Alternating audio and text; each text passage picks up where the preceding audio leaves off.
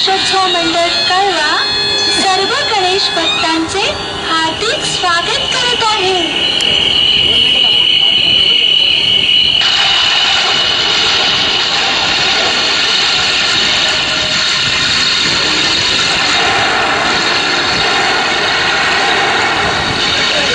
काय भक्तांनो, ओळखलं का मला? ज्यानं या पृथ्वीवर नंदनवन फुलवलं. अहो, माझ्यामुळेच या पृथ्वीवर तुम्हा साऱ्यांचं अस्तित्व आहे. मीच अग्निदेवाचा कोप शमवू शकतो. हो, एवढंच काय तर हे गणरायही विसर्जनावेळी माझ्यातच विलीनतात. आता तरी ओळखत का मला? अगदी बरोबर, तोच मी, आपला वरुणराय, म्हणजेच पाऊस. अर्थात मला पाणी सुद्धा म्हणतात बरं का. मराठीत पाणी, तमिळमध्ये तन्नी, संस्कृतमध्ये बारी, नीर, उदर आणि इंग्रजीत वॉटर आणि केमिस्ट्रीमध्ये H2O म्हणतात. पण मित्रांनो, आज मी इथे माझी नावं सांगायला आलेलो नाहीये. जे पर्जन्य रूपाने पाणी बहाल करतो त्या पाण्याची किंमत आज तुम्हाला राहिलेली नाहीये याची जाणीव करून द्यायला आलोय. माझा बेसुमार अपव्यय आणि नासाडी करून तुम्ही जी थट्टा चालवली आहे त्याचा समाचार घ्यायला आलोय मी. थेंबे थेंबे तळे साचे असं तुम्हीच म्हणता ना? मग ऐका या थेंबांची व्यथा त्यांच्याच तोंडून. दादा, या भूतलावरील माणसांना आपण भरभरून दिलंय, तरी आपल्या नावाने टाळू का फोडतात? काही नाही रे छोटू, चोराच्या उलट्या बोंबा. खरं तर त्यांच्याच पापाचं फळ भोगतायत हे. आपल्याला कोणता रंग, कुठलीही चव नसली तरी आपली अनमोल किंमत पृथ्वीजनांना नाही. पण दादा, काहीही झालं तरी त्यांचं जीवन आपल्यावरच अवलंबून आहे ना. मग माणुसकी म्हणून त्यांच्या मदतीला जायला नको का? छोटू, खरंय तुझं, पण याची जाणीव कुठे त्यांना? माणूसपणाचं ढोंगी रूपच दाखवतो तुला आज. चल, तो बघ गंपू शेठ. अगं ऐकलंस का? काय ते लवकर बोला, काम खोळंबली आहेत माझी. अगं, आज मला पेढीवर लवकर जायचंय, तेव्हा डबा लवकर दे. कालच रात्री सांगायचं नव्हतं का तुम्हाला? काय अगं, लक्षात नाही आलं माझ्या. आज सांगतोय ना. हे बघ, राजूच्या फुलचा दिवा बंद कर बघू. बिल किती येतंय?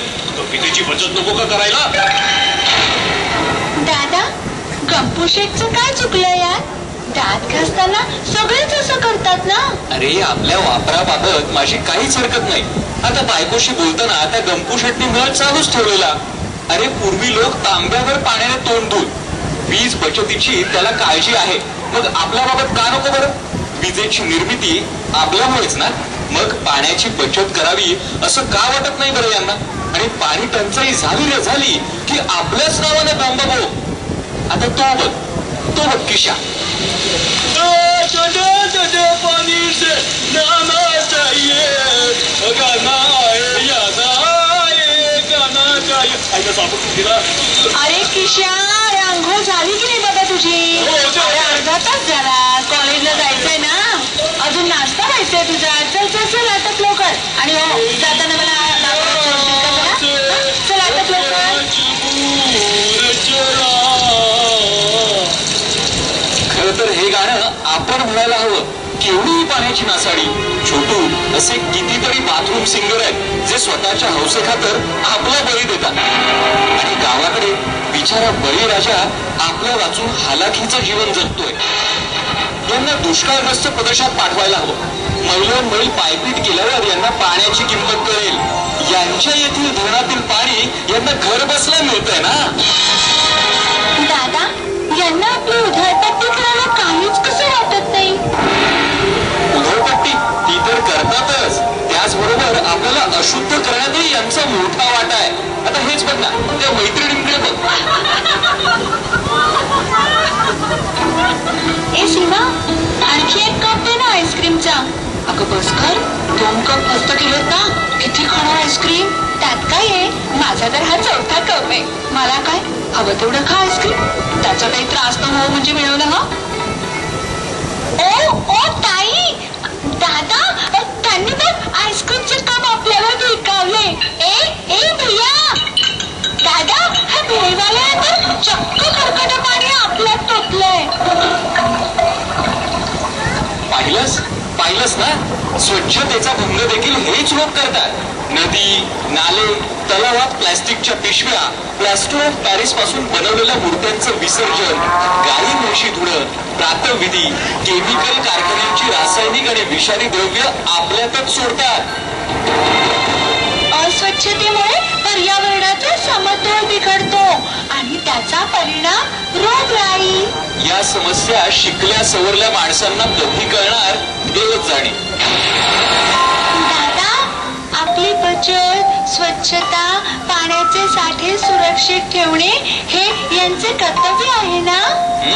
साठे सुरक्षित ठेवायचे ते बाजूलाच, नद्या, तलाव, समुद्र यात भराव टाकून कॉन्क्रीटची जंगलं उभी करण्यात धन्य मानतायत ते. त्यामुळे जिवंत झरे नाहीसे होत आहेत. नद्या आणि खाड्यांमधून भरमसाठ आणि अवैधरित्या वाळू उपसा करून त्यांच्या विनाशाला कारणी पडत आहेत. खाडी किनाऱ्यावरील मॅनग्रोव्ह उद्ध्वस्त करून पुरासारख्या नैसर्गिक आपत्तींना आमंत्रण तर देत नाही ना. हे तर काहीच नाही छोटू. वृक्षतोड करून पावसाचं प्रमाण कमी करतायत. वृक्षांमुळे जमिनीत पाणी अडवलं आणि मुरवलं जातं हे त्यांना माहित नाहीये का? हे असंच चालू राहिलं तर भविष्यात भयंकर पाणी टंचाईला सामोरं जावं लागणार. यासाठी काही उपाय नाही का रे दादा? उपाय आहे ना. निसर्गाचा समतोल राखण्यासाठी जास्तीत जास्त झाडं लावा आणि वाढवा. गतिरोधकासारखे पाण्याच्या प्रवाहात पाटबंधारे, धरणं तसंच बाजूला विहिरी बांधाव्यात. तसंच यांनी रेन वॉटर हार्वेस्टिंग सारख्या तंत्राचा वापर करायला हवा. नव्हे, हे बंधनकारकच करायला हवं. पाण्याचा साठा करणं म्हणजेच पाणी टंचाईवर दीर्घकाळ मात. पण यालाही सरकारी योजना आहेत की नाही? आहेत ना. सरकारच्या खूप योजना आहेत, पण त्या यांच्यापर्यंत पोहोचतच नाहीत. आणि सरकारी दप्तरामधून फाईल सकट विहिरी सुद्धा गायब होतात. पण यांनी जर का रेन वॉटर हार्वेस्टिंग केलं तर सरकार यांना कर्जही देतं आणि टॅक्सवर सबसिडी सुद्धा देतं.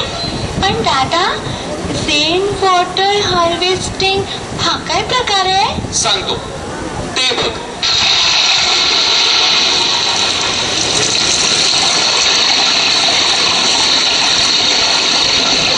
रूफटॉप रेन वॉटर हार्वेस्टिंग म्हणजे पावसाचं पाणी साठवणं.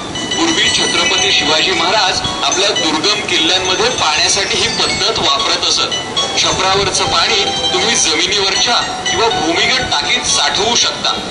प्रथम छपराच्या चारी बाजूला पन्हाळी लावून पाण्याचा मार्ग तयार करा आणि पाण्याबरोबर येणारा कचरा अडवण्यासाठी फिल्टर लावा, जेणेकरून टाकीत क्षारयुक्त पाणी पिण्यास मिळेल. मग हेच पाणी तुम्ही आउटलेट देऊन हवे तिथे वापरता येईल. ऐकलं माझ्या थेंबांचं मनोगत? त्यांची व्यथा तुमच्या लक्षात आली असेल. तेव्हा बेजबाबदारीने वागणं सोडा.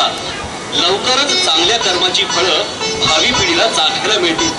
तेव्हा गणरायासमोर शपथ घेऊया आणि संकल्प करूया की पाण्याची उधळपट्टी आम्ही करणार नाही. जलसंपत्तीचे साठे स्वच्छ आणि सुरक्षित ठेवू आणि ते जतन करू.